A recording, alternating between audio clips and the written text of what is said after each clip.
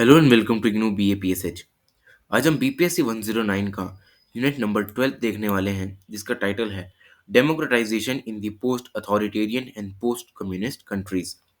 ये इस यूनिट का पार्ट 1 होने वाला है, जिसमें आज हम मॉडर्नाइजेशन अप्रोच तक के टॉपिक्स को कवर करेंगे। तो इंट्रोडक्शन में हमें ये बताया गया है कि डेमोक्रेसी जो है वो आई कैसे वर्ल्ड में। ठीक है।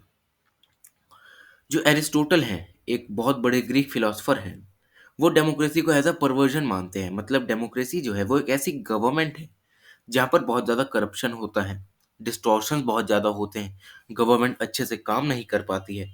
वहीं जो फ्रांसिस फुकुयामा है, वो ये कहते हैं कि democracy he final form of human government है। मतलब इसके ऊपर कोई गवर्नमेंट है ही नहीं, यही बेस्ट है ह्यूमन बींग्स के लिए। ठीक है। तो एरिस्टोटल ये मानते थे कि अगर किसी को डेमोक्रेसी एस्टेब्लिश करनी है तो उसे अपने पर्टिकुलर इंटरेस्ट को जनरल इंटरेस्ट से सब्स्टिट्यूट करना पड़ेगा। ठीक है। वो कहते थे कि किसी भी कॉन्स्टिट्यूशनल गवर्नमेंट में जो मेजॉरिटी है उसे अपने पर्टिकुलर इंटरेस्ट को छोड़ना पड़ेगा और कॉमन गुड को एस्टेब्लिश करने के लिए जनरल इंटरेस्ट को यहाँ पर लेना पड़ेगा, ताकि जो लोग हैं वो कलेक्टिवली काम कर सकें। उसके बाद जो फुकुयामा होते हैं वो ये आर्ग्यू करते हैं कि जो फ्री मार्केट लिबरल डेमोक्रेसी है उसने कम्युनिज्म को डिफीट किया है। ठीक है। उससे हुआ क्या कि जो डेमोक्रेसी है वो एक यूनिवर्सल वैल्यू बन गई है, एडेड बाय ग्लोबलाइजेशन। ग्लोबलाइजेशन की मदद से डेमोक्रेसी जो है वो वर्ल्ड वाइड स्प्रेड होती चली गई, तो फुकुयामा यही कहते हैं। और उसके बाद हम देखते हैं कि वर्ल्ड एक ऐसी स्टेज में एंटर करता है जहां पर जो यूएस और चाइना है वो एक दूसरे को स्लॉग आउट करने में लगे रहते हैं। वो अपनी सुप्रीमेसी को मेंटेन करके रखना चाहते हैं। ठीक है। अब इसमें जो यूएस होता है वो एक बैटल को फ्रेम कर देता है between the democracies and the largest authoritarian systems like China. अब इसमें होता क्या है कि कोविड 19 का एक एग्जाम्पल लिया जाता है। कोविड 19 पेंडेमिक में जहाँ जो डेमोक्रेसीज थी उन्होंने बहुत अच्छे से परफॉर्म किया इसको कॉम्बैट करने में, इसको टैकल करने में, through transparency, accountability and rule abiding citizens. ठीक है। अब इससे हुआ क्या कि जो डेमोक्रेसीज में जो कोविड 19 था वो अच्छे से टैकल हुआ। ठीक है। और वैक्सीन भी हम देखते हैं कि डेमोक्रेटिक गवर्नमेंट्स में ही सबसे पहले जो वैक्सीन है कोविड की वो भी आती है। तो इससे हुआ क्या कि जो अथॉरिटेरियन सिस्टम्स थे वहां पर ऐसा हुआ नहीं कुछ भी। ठीक है। कोविड 19 में हमें ये देखने को मिलता है कि जो चाइना का वुहान प्रोविंस होता है उससे ये सारी जो पेंडेमिक्स होती हैं वो निकलती हैं। पर वहीं जो चाइनीज अथॉरिटेरियन गवर्नमेंट होती हैं उसका रिस्पॉन्स जो है वो बहुत ही मडल्ड आता है। ठीक है। उन्हें बहुत देर बाद पता चलता है कि हमारे यहाँ से कोई ऐसा पेंडेमिक निकला भी है। और डेमोक्रेसीज में होता क्या था कि जो डेटा होता था वो प्योर डेटा पब्लिश किया जाता था लोगों के सामने। वहीं जो चाइनीज अथॉरिटेरियन सिस्टम्स होते थे उसमें होता क्या था कि किसी भी तरीके का कोई डेटा जो है वो राइटली पब्लिश नहीं किया जाता था लोगों के सामने, डेटा छुपा कर रखा जाता था। तो ये भी एक कारण बनता है कि डेमोक्रेसी जो है वो क्यों इतनी पॉपुलर फॉर्म ऑफ गवर्नमेंट है वर्ल्ड में। उसके बाद हम देखते हैं कि डेमोक्रेटाइजेशन मीनिंग एंड कॉन्सेप्ट। अब डेमोक्रेटाइजेशन होता क्या है? Democratisation refers to a process through which a society transits from non-democratic governance such as authoritarian rule or dictatorship towards democracy। Democratisation एक ऐसा प्रोसेस है जिसमें एक सोसाइटी जो होती है वो नॉन डेमोक्रेटिक गवर्नेंस से हटकर एक डेमोक्रेसी की तरफ बढ़ने लगती है। इसमें डेमोक्रेसी में उनको एक्सपेंशन देखने को मिलता है पॉलिटिकल राइट्स का, उनके पास राइट्स ज़्यादा आने लगते हैं। सिविल लिबर्टीज उनको डेमोक्रेसी में मिलने लगती हैं।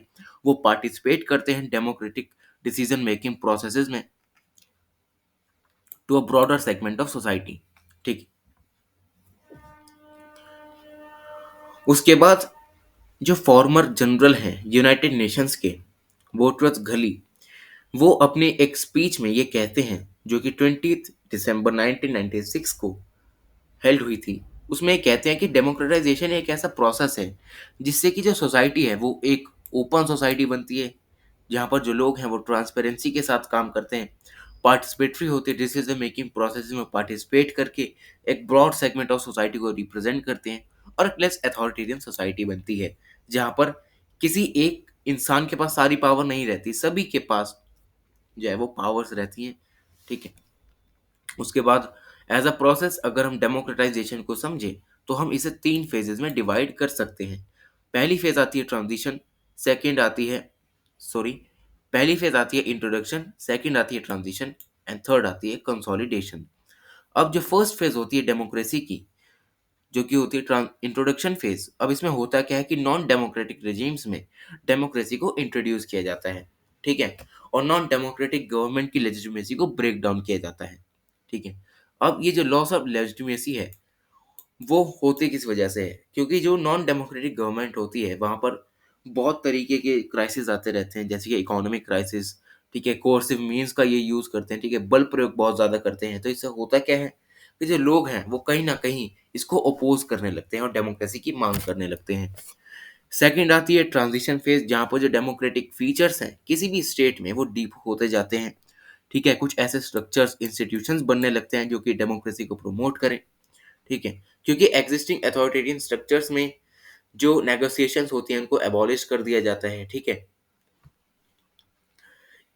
उसके बाद एक ऐसा ट्रांजिशन फेज आता है जिसमें जो नॉन डेमोक्रेटिक रेजिम्स होती हैं वो कंप्लीटली ब्रेक डाउन हो जाती हैं, डेमोक्रेटिक रेजिम्स का यहाँ पर एस्टेब्लिशमेंट हो जाता है।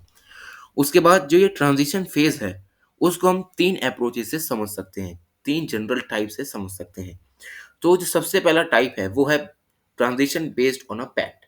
मतलब एक ऐसा ट्रांजिशन जो कि एक एग्रीमेंट के बेसिस पे हुआ है, जहां पर एक कंट्री ने दूसरी कंट्री के साथ, ठीक है, सॉरी, जो एक कंट्री है उसने अपने लोगों के साथ एक एग्रीमेंट साइन किया है, और वो क्या हुआ है कि अथॉरिटेरियन से एक डेमोक्रेटिक रेजिम में वो इस्टेब्लिश हुई है। जैसे कि इसमें होता क्या है कि एक जो कंट्री है वो अपने moderate members of an authoritarian regime, और जो एक मॉडरेट सेक्शन होता है प्रो डेमोक्रेटिक ओपोजिशन का, उसमें एक एग्रीमेंट कराती है कि उनसे पूछा जाता है कि क्या हमें डेमोक्रेसी को फॉलो करना चाहिए या नहीं। अगर लोग जो हैं वो इसके फेवर में आते हैं तो एक एग्रीमेंट के जरिए यहाँ पर डेमोक्रेसी को एस्टेब्लिश कर दिया जाता है। ठीक है। पावर शेयरिंग हमें दोनों फैक्शंस में देखने को मिलती है। एग्जाम्पल्स की बात करें तो चिली और जो स्पेन है वो कुछ ऐसी कंट्रीज हैं जो कि ऐसे ही डेमोक्रेटिक हुई हैं। सेकेंड वेव आती है बॉटम अप ट्रांजिशन। अब इसमें होता क्या है कि जो सोसाइटीज अथॉरिटेरियन रिजीम के अंदर होती हैं, ठीक है, वो पॉपुलर मूवमेंट्स के जरिए इसकी अथॉरिटेरियन जो रिजीम है उसकी लेजिटिमेसी को कम्प्लीटली वीक कर देती हैं।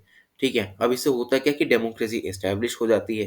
कुछ ऐसी कंट्रीज हैं जैसे कि हंगरी और पोलैंड, ये कुछ ऐसे देश हैं जो कि इसी तरीके से डेमोक्रेटिक हुए हैं। फाइनली आती है टॉप डाउन ट्रांजिशन, जहां पर जो अथॉरिटेरियन रजीम है वो डेमोक्रेटिक रिफॉर्म्स को यहाँ पर इनिशिएट करती है, क्योंकि ये मानते हैं कि डेमोक्रेटिक रिफॉर्म्स को लाकर हम अपने रूल को अच्छे से सरवाइव कर सकते हैं, और वो हमारे लिए नेसेसरी भी है। लास्ट में आती है कंसोलिडेशन फेज, जहाँ पर जो डेमोक्रेटिक वैल्यूज हैं वो फॉर्मली एम्बेडेड हो जाती हैं स्टेट में। ठीक है। और जहाँ पर जो डेमोक्रेसी होती है वो फुली इंस्टीट्यूशनलाइज हो जाती है, जहाँ वो जो डेमोक्रेटिक वैल्यूज हैं वो डिसमिनेशन कर देती हैं पूरे सिस्टम में। उसके बाद आता है मिनिमलिस्ट एंड मैक्सिमलिस्ट डेमोक्रेटाइजेशन। अब जो डेमोक्रेटाइजेशन है उसको हम दो तरीके से समझ सकते हैं। पहला है प्रोसीड्यूरल, दूसरा है सब्सटेंशियल। अब जो प्रोसीड्यूरल डायमेंशंस है ये फोकस करता है प्रोसीजर्स और मीन्स पर कि कैसे हम डेमोक्रेसी को अटेन कर सकते हैं। ठीक है। इसमें ये आर्ग्यू किया जाता है कि अगर हमें किसी कंट्री में डेमोक्रेसी को अटेन करना है तो हमें रेगुलर competitive इलेक्शंस कराने चाहिए on the basis of universal adult franchise, और प्लूरल पॉलिटिकल पार्टिसिपेशन होना चाहिए, जिससे कि जो एक डेमोक्रेटिक इलेक्टेड गवर्नमेंट है वो यहाँ पर प्रोड्यूस हो सके। उसके बाद आता है सब्सटेंशिव डेमोक्रेटाइजेशन। अब ये फोकस करता है सोशल और इकोनॉमिक एस्पेक्ट्स पर कि क्या ऐसे सोशल और इकोनॉमिक एस्पेक्ट्स हैं जो कि लोगों के पार्टिसिपेशन को हैम्पर कर रहे हैं डेमोक्रेटिक प्रोसेस में। ये फोकस करती है सोशल इक्वालिटी पर, इन अ सेंस कि यहाँ पर कॉमन गुड की बात की जाती है, ठीक है। सभी के लिए कलेक्टिव डिसीजन लिए जाने चाहिए, ना कि कुछ लिमिटेड इंडिविजुअल्स के बेनिफिट के लिए यहाँ पर डिसीजन लेने चाहिए। सब्सटेंटिव डेमोक्रेसी में ये माना जाता है।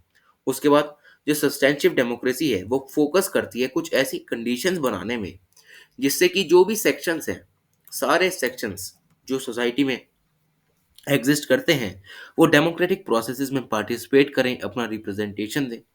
उसके बाद it therefore emphasises on the rights. अब इससे जो राइट्स हैं उनको भी एम्फेसिस मिलता है, क्योंकि सारे सेक्शंस ऑफ सोसाइटी में कुछ मार्जिनलाइज सेक्शंस भी आते हैं जिनको राइट्स नहीं दिए जाते हैं, जैसे कि विमेन और पुअर। अब यहाँ पर सब्सटेंटिव डेमोक्रेसी में इनको राइट्स भी देने की बात की जाती है ताकि ये भी अपना कॉन्ट्रीब्यूशन दे सके। इनके मेन प्रोपोनेंट्स होते हैं जॉन लॉक, ठीक है, रूसो, इमैनुअल कांत और जॉन स्टुअर्ट मिल। उसके बाद आता है ट्रेंड्स इन डेमोक्रेटाइजेशन। अब जो एरिस्टोटल होते हैं यहाँ पर दो रीजंस देते हैं कि क्यों डेमोक्रेसी जो है वो एक अथॉरिटेरियन रेजिम को रिप्लेस कर देती है। जो पहला रीजन है वो ये है कि जो लोग हैं इनजस्टिस के खिलाफ वो रिवोल्ट करते हैं, इसलिए डेमोक्रेसी जो है अथॉरिटेरियन रेजिम को फॉलो करती है, ठीक है।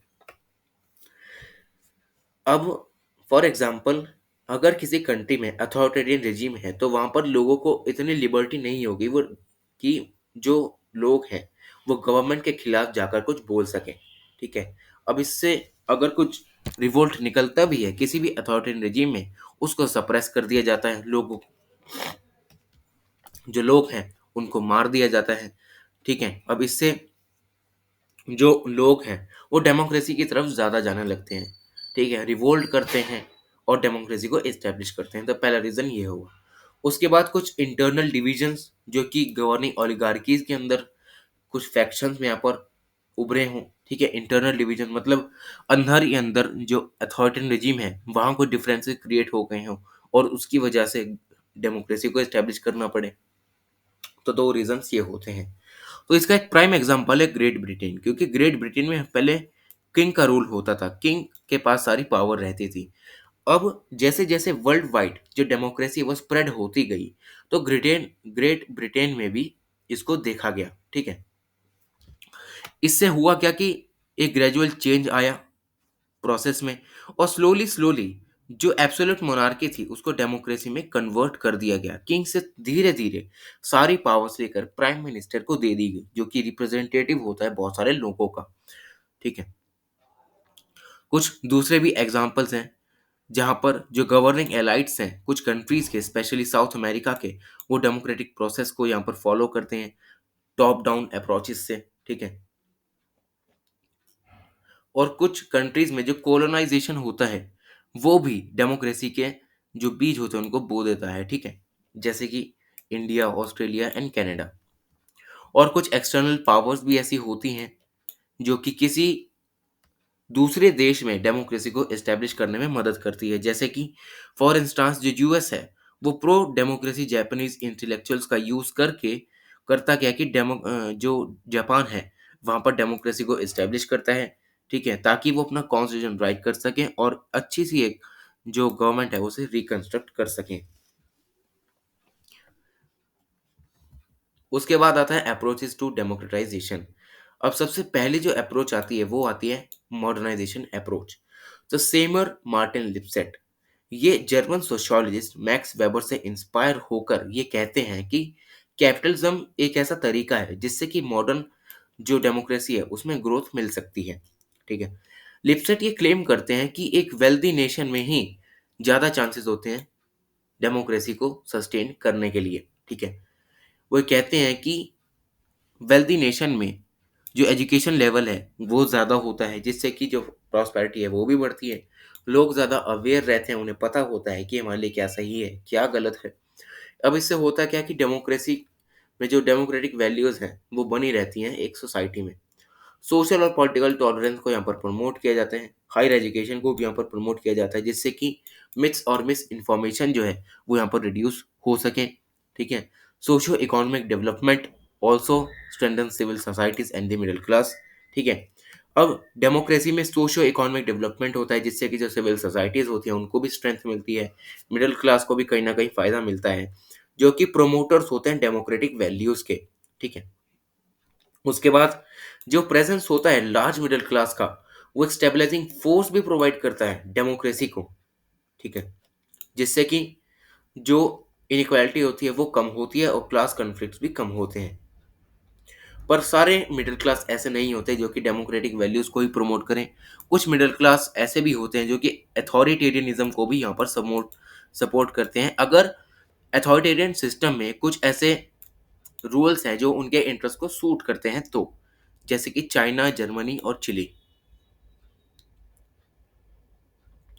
और कुछ कंट्रीज में हमें ये भी देखने को मिलता है कि जो डेमोक्रेटाइजेशन है वो इंडस्ट्रियलाइजेशन की वजह से आया है।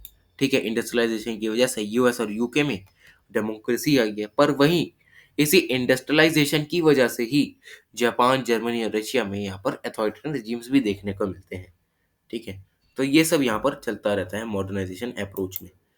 तो ये खत्म होती है हमारी फर्स्ट वीडियो बीपीएससी 119 के यूनिट नंबर 12 की। Thank you so much.